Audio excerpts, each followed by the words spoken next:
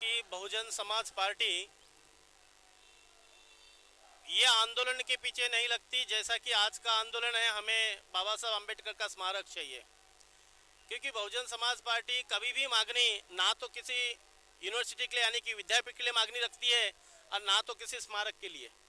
पर बात असलियत यह है इस महाराष्ट्र के नागपुर की कि नागपुर के 31 दिसंबर 1992 में जो महानगर पालिका के सदन में जब प्रस्ताव पारित किया गया था परम पूज्य डॉक्टर बाबा साहब अम्बेडकर का स्मारक बनाने का, जहां पर उस स्मारक कम से कम 3.5 एकड़ के जगह पे रहेगा, जिसमें गार्डन होगा, बाबा साहब अम्बेडकर का पुतला होगा, ये सारी इत्थभूत जानकारी उसी 1992 में तय की गई थी।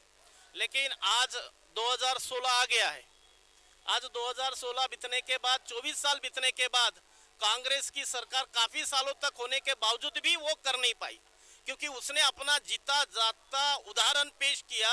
जब 16 साल लगा दिया यूनिवर्सिटी के लिए, उसी मापी का 24 से 25 साल भी उसने ही लगाया। अब दूसरा बात क्या हुआ कि जब बीजेपी की यहाँ पर सरकार बनी इस महानगर पालिका के अंतर्गत, लेकिन उसने भी इस बात को तवज्जो दी कि भाई हम भी स्मारक बनाएंगे।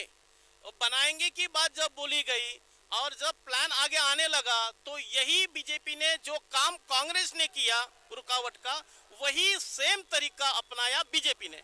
बीजेपी क्या करती है, कांग्रेस जैसा काम नहीं करती। आप सबको पता है कि हम कहते हैं कि कांग्रेस छुपा हुआ दुश्मन है, और उसी माफिक ये बीजेपी ओपन नेकेड है एंड डायरेक्टली वार करती है, ये जग जाहिर है। इसलिए बीजेपी ने जग जाहिर के हिसाब से हमारे ऊपर वार किया।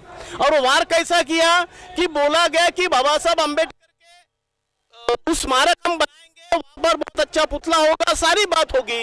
लेकिन जब बनाने की बात आई तो इन्हीं बीजेपी सरकार ने क्या किया, बराबर हमारे बीच में एक वहां पर उस जगह के अंतर्गत जो बसेस है उस बस का अड्डा बनाने का प्लान बनाया।